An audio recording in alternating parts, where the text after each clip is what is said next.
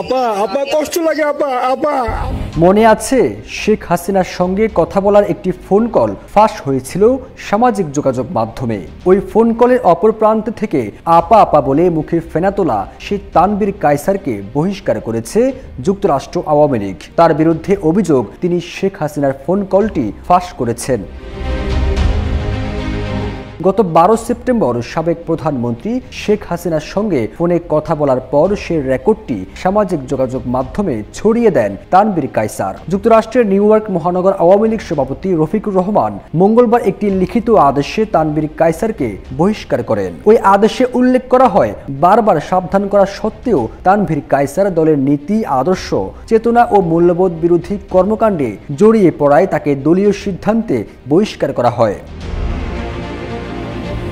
Phone কলটি ফাঁসের পর সামাজিক যোগাযোগ মাধ্যমে নেটিজেনদের নেতিবাচক প্রভাব পড়ে। তারা বলছেন, একটি ফোন কলে এত বেশি আপা আপা বলে সম্বোধন করা ঠিক হয়নি। এটিকে অতিরিক্ত তৈলাক্তক ফোন কল বলেও অভিহিত করেছেন নেটিজেনরা। তারা বলছেন, ফোন কলে মূল কথার চেয়ে তৈলাক্তক আপা আপা বলা শব্দটির সংখ্যাই সবচেয়ে বেশি। 250টিরও বেশি ডিজাইন অপশন নিয়ে ওয়ালটন স্মার্ট ফ্রিজ, বোঝে আপনার প্রয়োজন। এদিকে তাকে বহিষ্কারের পর তানভীরের ফেসবুক অ্যাকাউন্টের প্রোফাইল বন্ধ রয়েছে।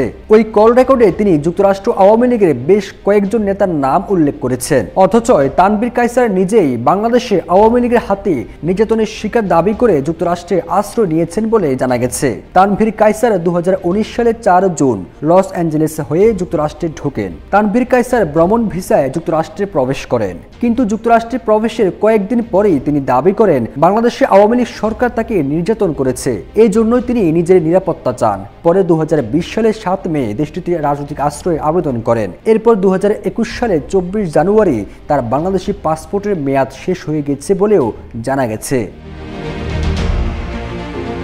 গত 5 আগস্ট ছাত্র জনতার গণ অভ্যুত্থানের মুখে দেশ ত্যাগ করে ভারতে পালিয়ে যান সাবেক প্রধানমন্ত্রী শেখ হাসিনা। এরপর থেকে শেখ হাসিনার সঙ্গে অনেকেরই কথোপকথনের অডিও রেকর্ড ফাঁস হচ্ছে। সামাজিক যোগাযোগ মাধ্যমেও কেউ কেউ এই ফোন কল ফাঁসের বিষয়টিকে পরিকল্পিত বলেও মন্তব্য করেছেন। তবে এসব কল রেকর্ড কিভাবে ফাঁস হচ্ছে তার কোনো সুনির্দিষ্ট তথ্য প্রমাণ পাওয়া যায়নি। সাবেক প্রধানমন্ত্রী শেখ হাসিনার সঙ্গে তানভীরের ফোনালাপ কিভাবে ফাঁস হলো, এ নিয়ে যুক্তরাষ্ট্র আওয়ামী লীগ নেতাকর্মী সহ প্রবাসীদের মনে নানা প্রশ্ন দেখা দেয়। ফিরোজ আলম, জয় জয় দিন।